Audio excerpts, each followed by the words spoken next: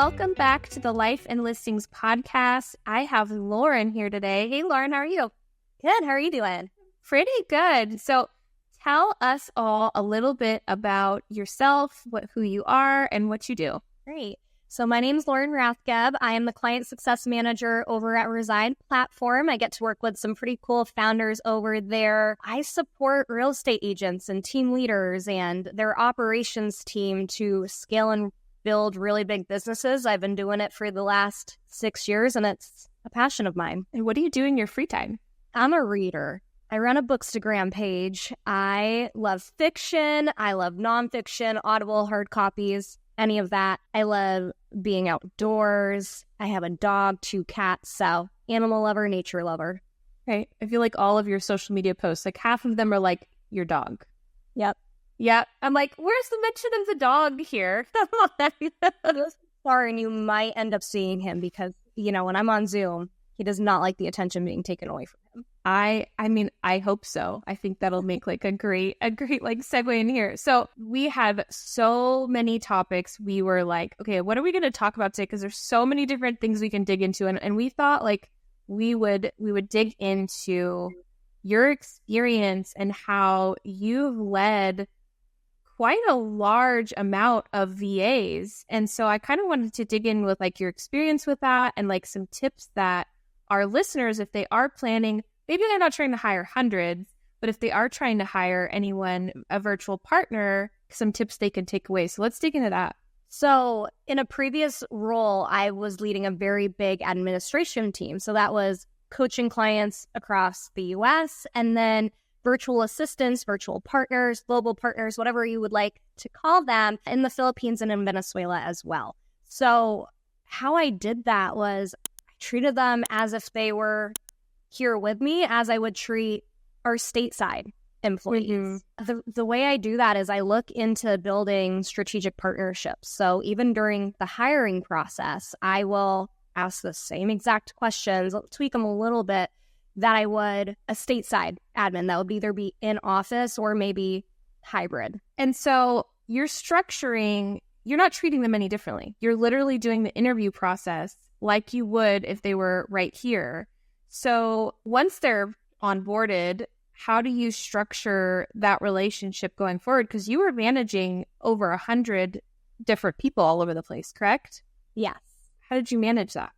First of all, I love defining a strategic partnership because typically we'll have the executive and then we'll have their operations manager or their right hand. So I have it right here, a strategic partnership, an arrangement in this case between 2 individuals to help each other work together to make it easier for them to achieve the things they want to achieve. So with that, I love start of day emails. You win through communication, setting proper expectations. So when I was on a local team and I was running transaction coordination, listing management, and I was drowning in pendings and listings, I didn't have time to go input something into the MLS. I really needed that help. So I went through a couple before I found my person. So for anybody that is struggling with hiring a VA, it is very normal. I know it can be a little frustrating to have some turnover to go through that. Mm-hmm. But once you find your person, it's like finding that really great assistant. They can leverage so much for you. So, and the way we did that is just through communication. We can get into, I'm probably getting ahead of myself, but we can get into some training tactics. The biggest thing that we can do is communication through start of day emails and end of day emails. So you know exactly what they're working on. You can pivot if you're like, oh no, you don't need to focus on that, or this came up today. Mm-hmm. And then seeing what they did accomplish at the end of the day. I love that. I love just starting with communication because I've seen that people hiring VAs, and it doesn't even have to be, and it's a VA, it's any employee, right? It's any team member. The communication doesn't happen. You don't understand what they're working on. You're not on the same page, and it doesn't work out. Mm-hmm. So you're saying just like a beginning of the day and end of day email is like the start of a really good communication relationship. Yep. So like, I love that you're not ahead of yourself. I think that's totally the next stage, right? Like you brought this person on. What are some good training tips that you can give anyone that's listening to really set them up for success? So training is one of my favorite things to do because I think we're constantly training and coaching our peers. So I'll use the same example. When I was running TC and running listing management, and I was bringing that person on, and I found her. She's still on the team today. She could run it without stateside admins. That's how good she is. We slowed down to speed up. We went through every single process. I needed this person to be my right hand. I was carrying over 70 pendings, over 20 listings, being the right hand executive assistant to my CEO, accountability partner. So I was drowning, and I said, hey, I need some help. So what we actually did was I created an operations manual that we needed. So it was twofold at the time. And I went through every section of the business. I wrote down real estate terms because she was brand new to the industry. What does MLS mean? Yeah. All these things that we say every day in our conversations. I went back and it was a great reflection for me as well. So what I really recommend is if you're hiring third party, it does come with it's a little higher expense, and they come trained, but they might not necessarily be trained to your team. And that can cause a lot of frustration too. It'll save you time on the training end, but then will it as well, because you're still going to have to train to your systems and models. Yeah. When you hire somebody directly, you can mold them to be part of the culture and part of the team, even if they are brand new. My VA was brand new, and she's one of the best in the industries now. That's amazing. And that's because you dug into all of your policies and your SOPs, and you made it so we're all guilty of this, where we're using all the acronyms in real estate that we assume everybody knows, and you laid all that out for her first. Yes. Okay. And then how did you hold her accountable? So you've got all of your policies all drafted. You kind of like laid it all out for her. How did you lay out the training plan, and how did you hold her accountable to where you thought she should be? So we were so busy, and she was understand how people learn. Are they video? Are they hands-on? Are they listening? And so I was able to have her on Zoom with me going through everything. And eventually I would shadow and monitor, but allow her to, so if we're processing a contract, go into the entire contract, showing her. I had email templates that said, place this date here, what this section means. I had instructions in my email templates. That helped. Yeah. I'd go through, if you're using Dotloop or DocuSign, going through the contracts, pulling those dates and deadlines, just going through the entire process. And what that allows you to do is actually audit yourself, inspect what you expect. So are your systems and automation set up? And we found some things that weren't flowing the way they should have. So it was a really great opportunity for me to audit my own processes. And I think my virtual assistant helped make it better. You learn a lot about yourself when you're bringing some new hires on, right? Like you almost like you learn about your own personality and like maybe the way that you interact or the way you teach or the way you listen. But I also kind of think that you learn a lot about your work too, because you're like, I'm going to train you on this. And you're like, wait a second, what I do every day maybe doesn't actually make very much sense. Like there might be a better way to do this. And you actually like improve on your systems as you're training on them. I've noticed. Yeah. So now you've got your VA. How were you with her, giving her like tasks? Were you assigning it in a platform? Was there like a list of things that she was like, where did that live? So that lived in our transaction management system. We've used a couple in the past, and I assigned them to her. So that was another thing. You can have your listing management or your transaction coordination if that's not what you're hiring somebody for. Whatever it is, project management, Asana, Monday, Google, assign it to that person so they know what's expected of them. That day. The start of day email is also really good because you can have those recurring tasks like process any incoming listings, process any incoming pendings, and then also one-off projects that client events that they're helping you with. Any marketing data they're helping you with can go in that start of day inbox and then go in. Trello is another really great system, just having them in a priorities or weekly or daily list so that you can go back and inspect and check, hey, this is just making sure nothing slips through the cracks. This is what needs to get done today. We're moving the business forward. Yeah. So everyone's clear. There's no like stepping on toes. It's like, you're doing this, I'm doing this. right? Where you're not jumping in where I'm at, I'm not jumping in where you're at. We're very, very clear. And then probably on those days that you guys both get really busy, you're like, hey, we have so many pendings. Maybe some of these other tasks I'm going to take back today, just like you said with your beginning of day email, like maybe we don't work on the, event today because we've got X amount of pendings that came in. I know that's going to be super overwhelming. And that's the thing. People will step on each other's toes unintentionally.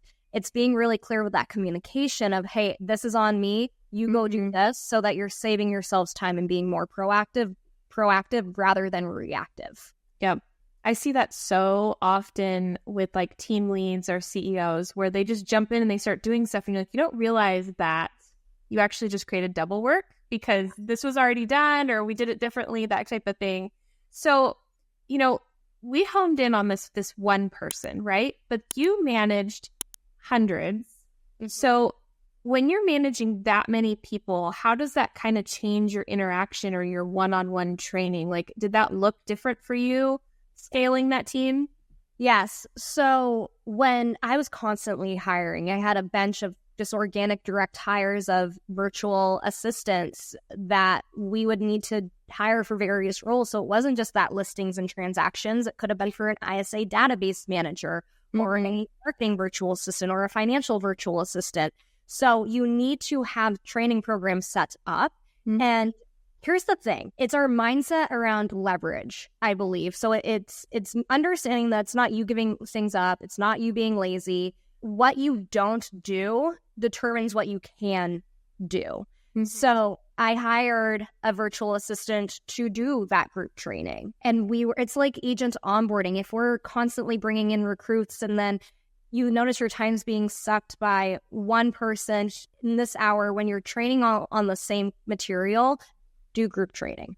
Yeah. And have it consistent and start on a day of a week so that you can scale it and streamline it. Because when you have 10 people starting in that week, you're not doing 10 different trainings. You're doing one group training or two group trainings. Yeah. And then they can learn from each other, right? Because they're asking questions that maybe the other one didn't think of or they didn't speak up. And so they're actually learning more.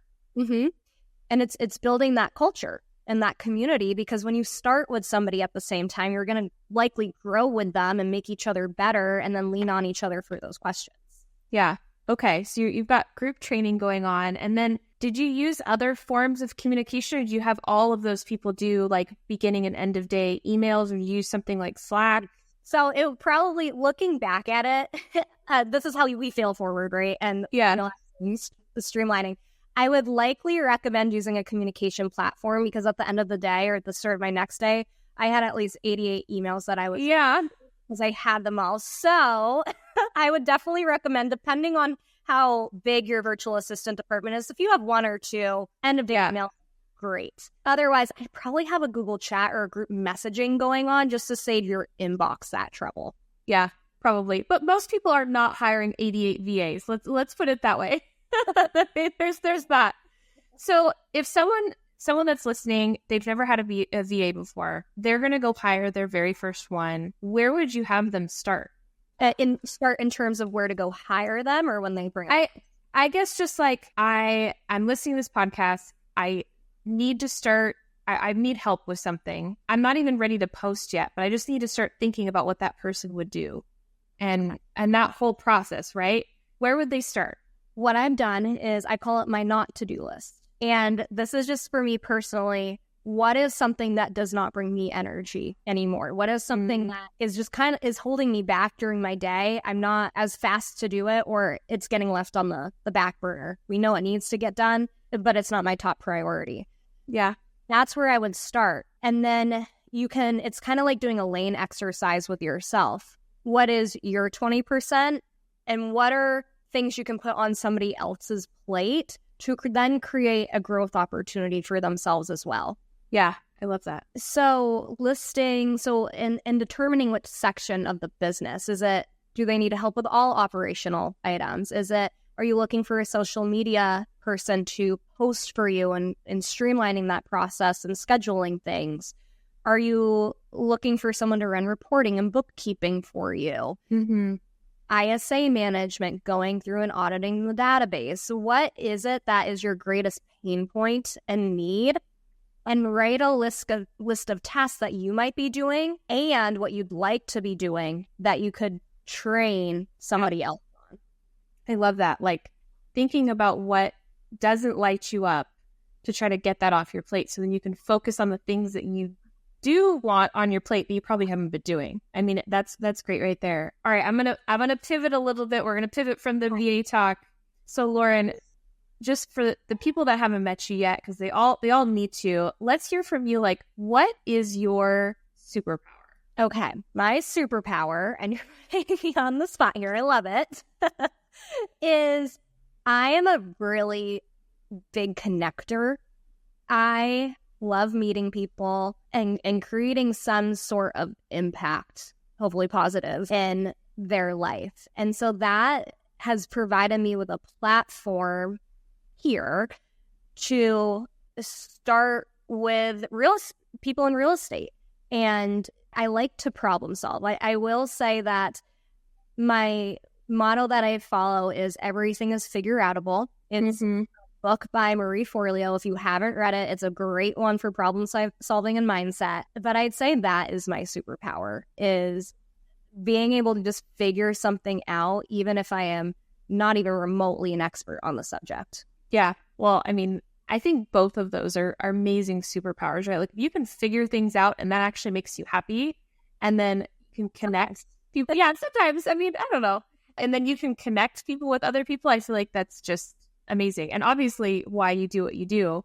I mean, it was amazing having you on the podcast. If anybody that's listening wants to get in touch with you or send you a referral or anything like that, where's the best place for them to reach you? Yeah, feel free to reach me at Lauren, Lauren, at resideplatform.com. Perfect. And I'll drop that in the show notes too. And thanks for joining us today. This was amazing. Thanks for having me. It was fun. Bye. Bye.